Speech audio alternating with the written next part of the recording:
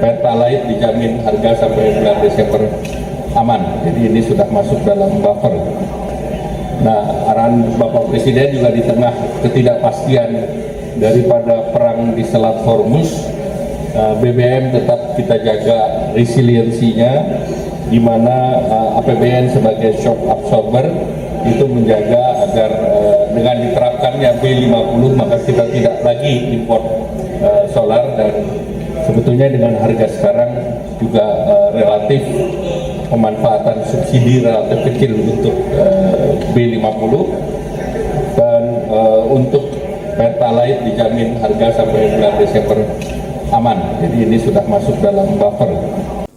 Atas arahan Bapak Presiden, kami diminta untuk juga menjelaskan bahwa di dalam pemerintahan Bapak Presiden yang sudah mendekati 2 tahun, dalam 1 tahun 10 bulan, ini tekanan dari konflik global belum mereda, dan kelihatan konflik di Ukraina ini relatif panjang, dan juga 2 hal.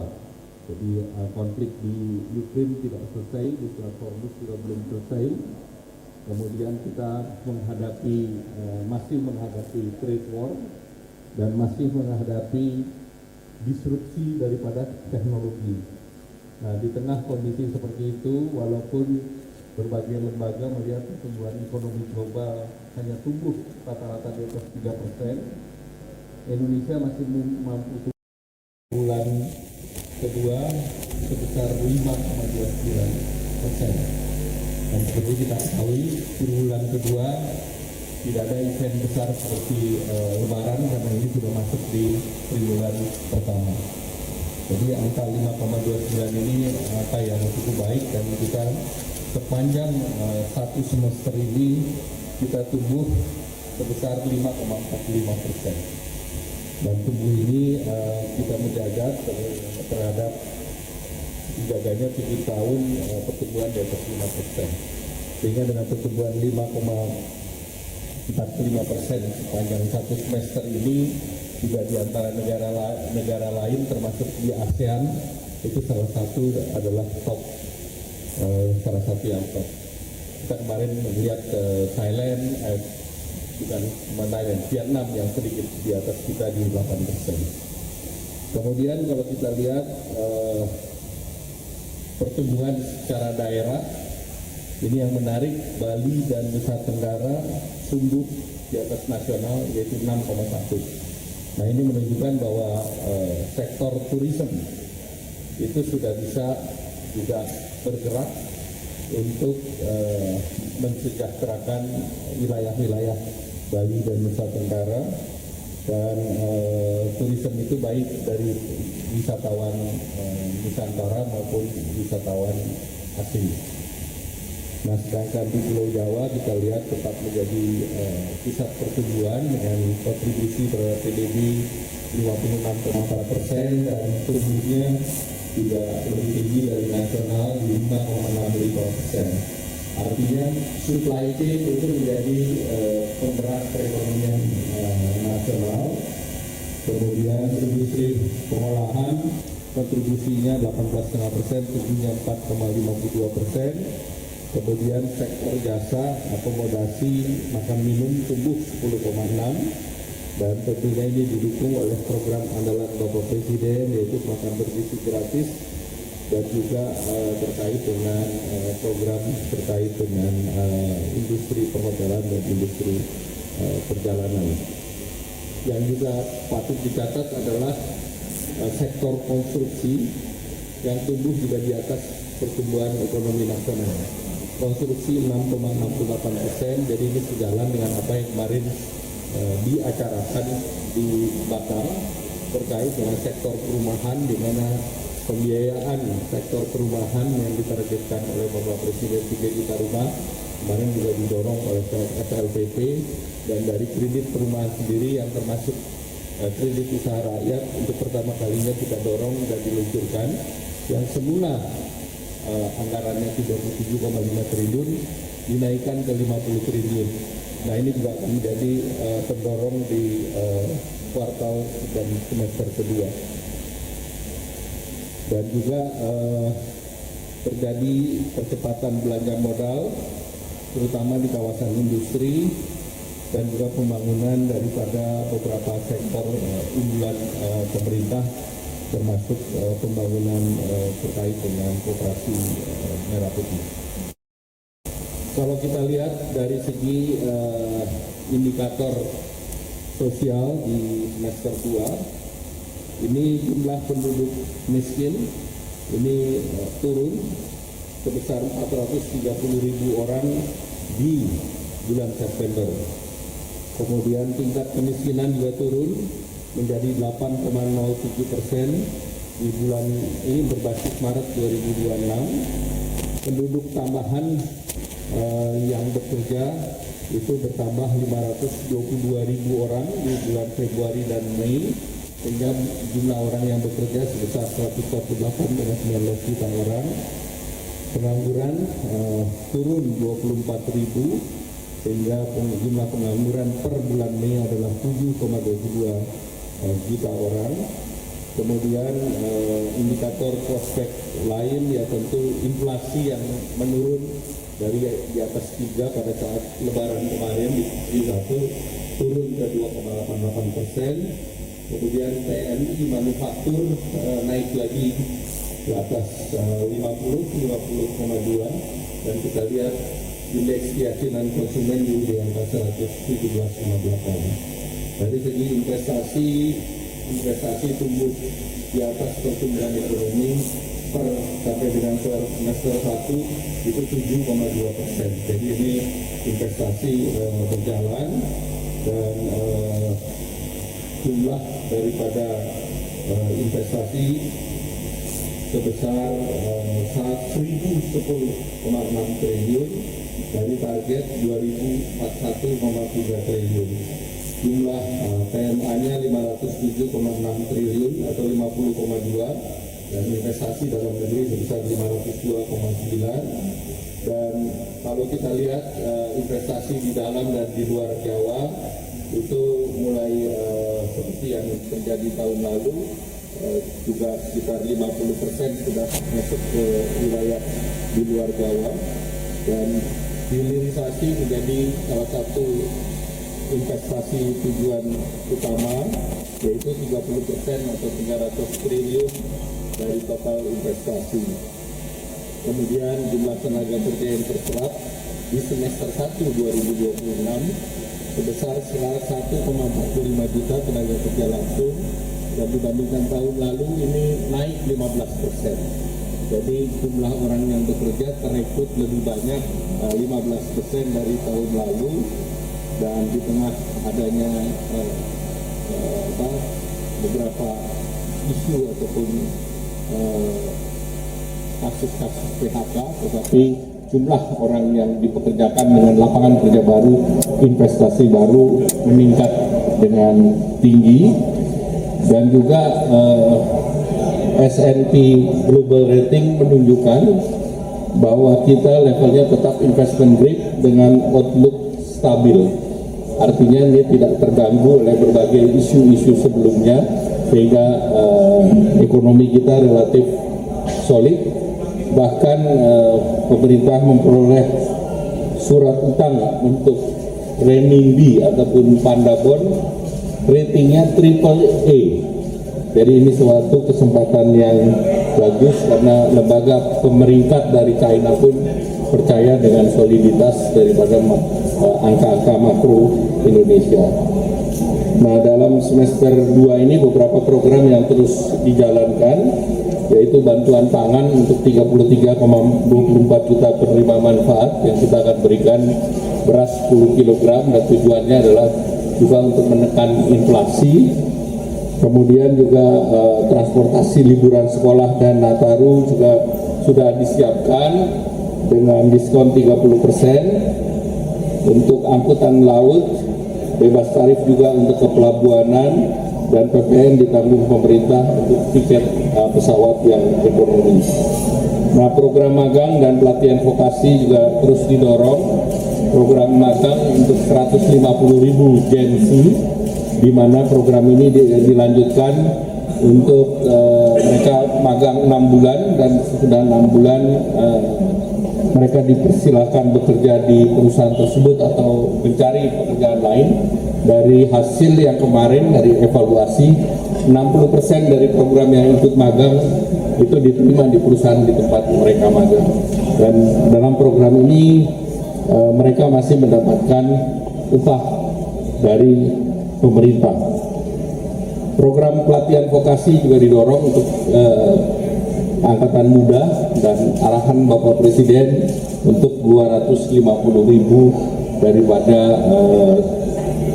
pelajar. Nah, di sektor pariwisata, Garuda juga memberikan program untuk 33 destinasi dengan target 178.000 wisman, dan juga untuk mendukung event-event internasional seperti MotoGP di Mandalika, Borobudur Marathon, dan berbagai event termasuk musik, sehingga ke depan kami sudah bicara juga dengan Ibu Menteri Pariwisata bahwa event itu menjadi salah satu cara untuk menarik investasi, menarik turis datang ke Indonesia. Dan kemarin dengan Perdana Menteri Thailand ditandatangani MOU di antara salah satu adalah pesawat regional Transnusa itu dari Bangkok ke Jakarta dan juga dari Phuket ke Denpasar, sehingga dengan demikian diharapkan itu bisa terjadi peningkatan. Dan sebelumnya juga dengan Belarus, Bapak Presiden sudah membahas juga untuk memberikan kesempatan untuk Belarus juga untuk terbang langsung ke destinasi di Indonesia. Dari bulan Januari sampai Juni, turisme juga meningkat 7,4 juta atau tumbuh 5,71%. Kamar hotel meningkat menjadi hampir 51,29, dan pengeluaran wisatawan mancanegara juga naik 6,36% secara year on year atau 1.313. Nah, arahan Bapak Presiden juga di tengah ketidakpastian daripada perang di Selat Hormuz, BBM tetap kita jaga resiliensinya, di mana APBN sebagai shock absorber itu menjaga agar dengan diterapkannya B50 maka kita tidak lagi import solar, dan sebetulnya dengan harga sekarang juga relatif pemanfaatan subsidi relatif kecil untuk B50, dan untuk Pertalite dijamin harga sampai bulan Desember aman. Jadi ini sudah masuk dalam buffer. Dari segi pergerakan sektor usaha, kita melihat kredit perbankan sampai bulan Juni tumbuh 12,67%, dan kredit investasi juga tumbuh 24,9%. Jadi dari kedua sektor relatif kembali ke track normal. Kemudian plafon untuk kredit small and medium enterprise diberikan kredit KUR yang plafonnya 362,19 triliun. Penyaluran relatif sampai bulan Juni sudah 60,87% atau 176,87 triliun.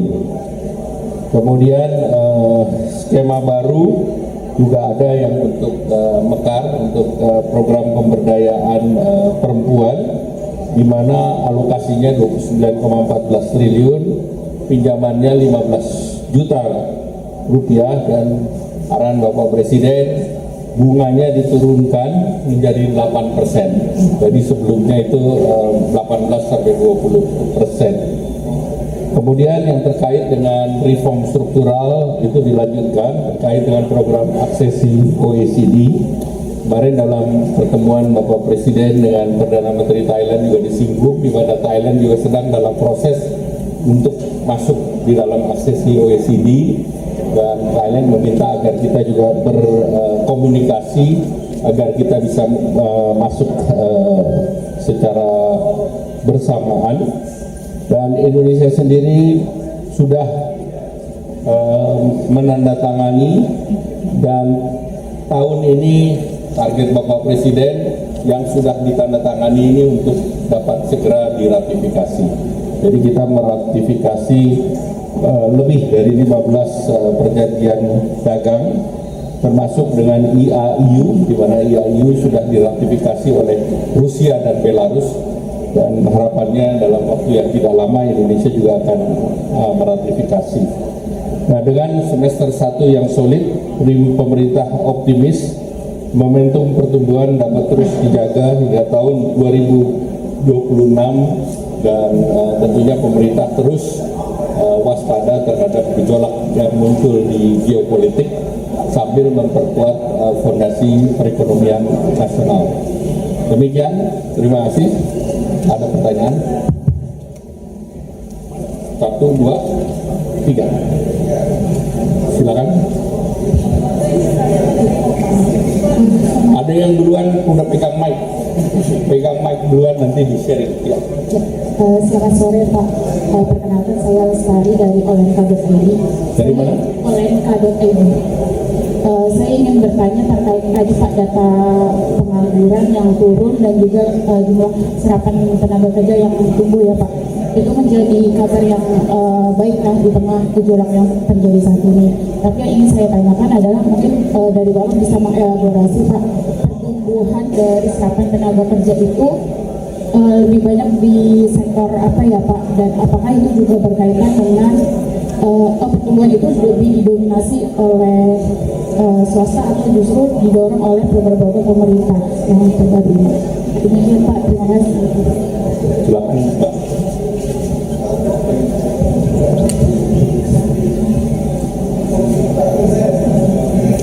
Selamat sore Pak Erlangga dan Bapak-Bapak sekalian. Perkenalkan saya Renata dari Kompas TV Pak. Pertanyaan pertama berkaitan dengan semester 2 ini kan kita juga udah memasuki musim kemarau ya Pak, dan ini juga El Nino diprediksi bisa sampai di awal tahun 2027. Kemarin usaha rapat KSSK Pak Purbaya bilang untuk insentif semester 2 khususnya untuk menghadapi kekeringan El Nino itu lagi digodok menunggu dari kementerian lain mengajukan. Nah, kalau di Kementerian Perekonomian melihatnya seperti apa? Apakah sudah ada rancangannya berkaitan dengan insentif semester 2 ini, khususnya untuk daerah-daerah mungkin kan ini lagi kesulitan Pak untuk kebutuhan sehari-hari aja susah, apalagi juga untuk pertanian segala macam. Nah, itu mungkin ada insentifnya.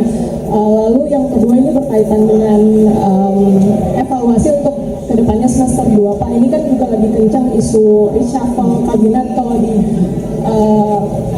di semester kedua ini untuk pos Kementerian Perekonomian, kementerian di perekonomian ini seperti apa Pak?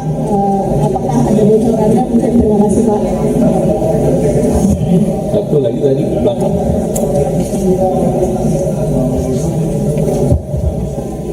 Selamat sore Pak Menko, Maulana Universitas Pras. Pak mau tanya tentang stimulus Pak.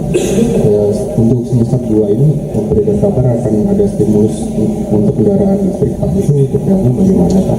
Kendaraan apa? Kendaraan listrik itu detailnya bagaimana? Apakah memang akan diumumkan oleh Presiden? Kemudian untuk proyeksi pertumbuhan ekonomi semester 2 nanti bagaimana?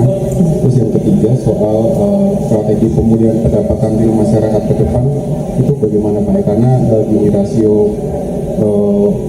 rasionya tadi meningkat di antara yang di kota maupun di desa. Terus yang selanjutnya Dalam kebaikan. tadi Apa ya? Tadi catat tadi ada MOU Pak, tertutup itu isinya tentang apa ya Pak kalau udah tahu? Ya, terima kasih. Jadi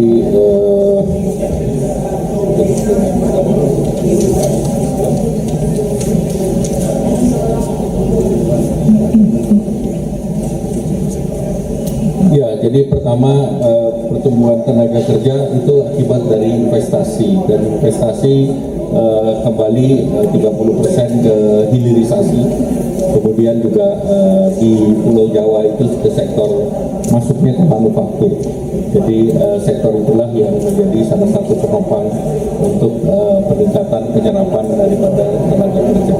Kemudian yang kedua, dari segi serapan makanan minuman itu menunjukkan, dan juga turis lokal maupun wisman itu sektor mamin juga mendorong karena dia tumbuh sekitar 10%. Jadi dua sektor itu menjadi sektor yang merekrut cukup banyak tenaga. Terkait dengan kemarau, insentifnya kita akan monitor karena beberapa waktu yang lalu kan kemarau itu yang paling penting terutama untuk pertanian adalah bagaimana memindahkan air dari sungai-sungai yang ada ke daerah pertanian. Dan beberapa waktu yang lalu sudah ada yang dilakukan yaitu pompanisasi. Tentu kita harus melihat wilayah-wilayah dan kantong-kantongnya, dan tentu insentif yang diberikan nanti sesuai dengan KL yang terkait. Pemerintah tentu akan siapkan anggaran yang diperlukan untuk itu.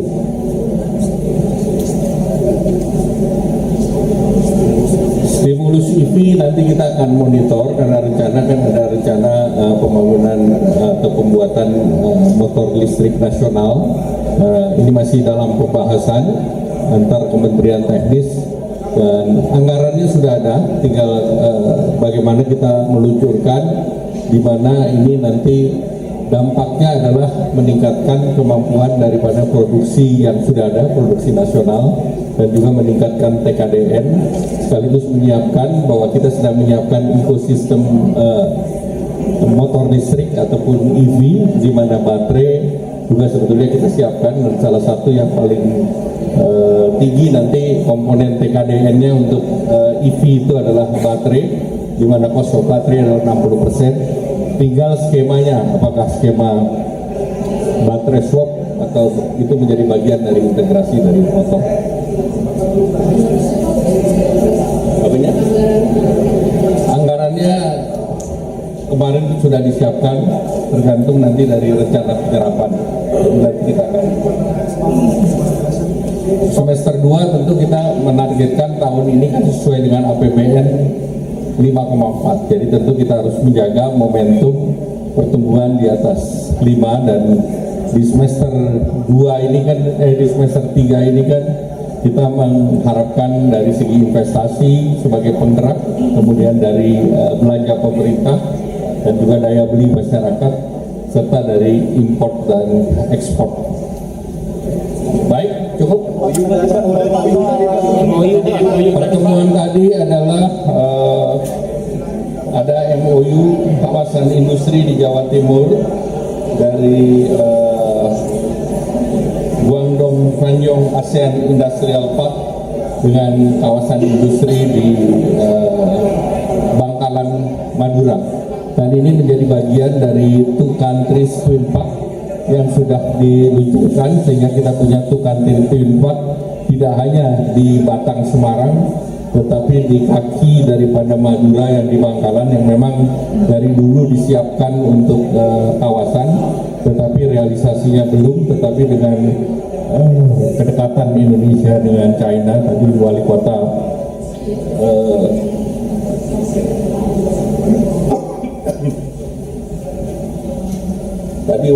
wali kotanya dari Guangdong juga hadir, sehingga dengan demikian kita berharap dan juga Bupati Bangkalan hadir. Dengan adanya 2 bupati dan wali kota hadir, kami berharap bahwa kawasan ini bisa mengisi perkembangan kawasan di Madura, karena ini menjadi satu-satunya ataupun kawasan industri pertama di Madura, sehingga tentu berharap bahwa perkembangan industrialisasi tidak hanya di Jawa Timur, tetapi juga bisa masuk ke Madura. Demikian, terima kasih. Presiden bilang kalau ingin bikin lomba berhadi 20 miliar untuk kota-kota besi, dan minta Pak Menteri sampai Harjo untuk. Ya, kita sedang mempersiapkan waktu itu di Batang, ya bukan di Batang. Beda N sama M. Pak, penegasan Pak soal. Dan lokasinya jauh. Dan ini yang Batang dulu kita sedang siapkan, dan kita sebetulnya ada beberapa termasuk Adipura kita sedang integrasikan, dan nanti kita bahas dengan Menteri Keuangan agar diberikan insentif 20 miliar dan 10 miliar agar kota-kota itu menjadi bersih dan nyaman. Mulai kapan itu belum tahu. Ya, kita akan segera, karena itu setiap tahun kan kita adakan lomba. Jadi nanti kita akan segera integrasikan dengan Kementerian Dalam Negeri dan Lingkungan Hidup. Ya. Ya. kembali lagi kita terus mendorong penurunan daripada pengangguran dan kita dorong agar penciptaan lapangan kerja semakin tinggi dan salah satunya juga mengganjel dengan vokasi dan juga magang sehingga tentu kita bisa menekan gini rasio. Di samping itu kita kan masih melanjutkan PPh ditanggung pemerintah untuk pekerja yang di bawah 10 juta. Nah itu kan nilainya sekitar 2 jutaan. Baik, terima kasih. Wassalamualaikum warahmatullahi wabarakatuh.